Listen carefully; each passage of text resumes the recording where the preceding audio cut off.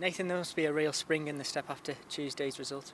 Well, it's a bit more of a positive vibe around, winning games does that, and sadly we haven't won enough of them since I've been in charge, so hopefully we can change that and back it up with 3 points from the weekend. Big game, but one that we will be looking to win. There was plenty of positives to take out of the game, wasn't there? Yeah, look, there's been plenty of positives so far this season. It's just not many points, but I thought first off we were excellent, we really were. Should have gone in probably further ahead than we did, but look, you 2-0 up at Leeds, it's a good result. Then we contained them second half. We were less ambitious, which always was a little negative, but I thought we contained them really well, and up until the error for the goal, I couldn't really see them scoring. I just saw the game, us doing it and maybe nicking one and trying to make sure that we were solid, and I think we just saw the game out, but that lifted them, we gave them a lift, but then we showed real character not to go under, and then we won the penalty shootout, which was slightly only just sort of miraculous. So it was a lot of positives from the night, and we're glad we got the win and sent us through to the next round. You mentioned after the game now it's a case of step by step now, isn't it? Of course, you can't look at Brentford, or you can't look at Nottingham Forest at the end of the month and things like that. What are we going to do there? And because we've got a game against Birmingham on the weekend. That phase one of the week has been complete. We've got through the cup. Now we've got to make sure that we try and get an away win, which gives us 3 points on the board and to climb the league a little.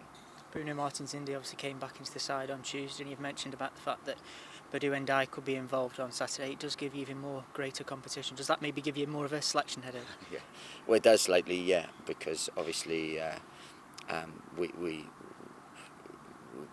have added numbers, but they're both real quality, so it gives us added quality, which is never a bad thing. So look, it's this week's not too bad because obviously we've had a couple of games, so there's people that we're going to need to rotate anyway. But in coming weeks with having Badu and Bruno available, and if everyone else is fit, then there's some real selection headaches there. In terms of injuries, how's everyone shaping up for the weekend? We've got one or two knocks from the Leeds game, so we're going to have to evaluate those tomorrow. We're going to see how people come through.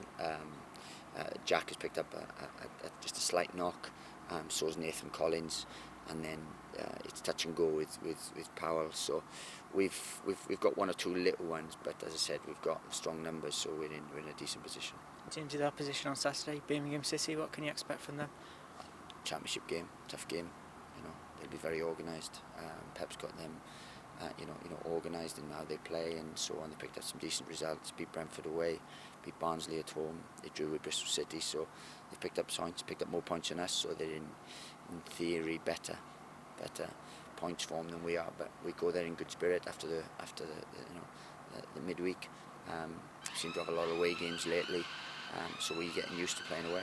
How much of a confidence would it be to get those 3 points going into that international break? I think massive. I think it's really important that we try to get something from the game so that we go into the international break in real positive mood, and because it can be a long 2 weeks otherwise.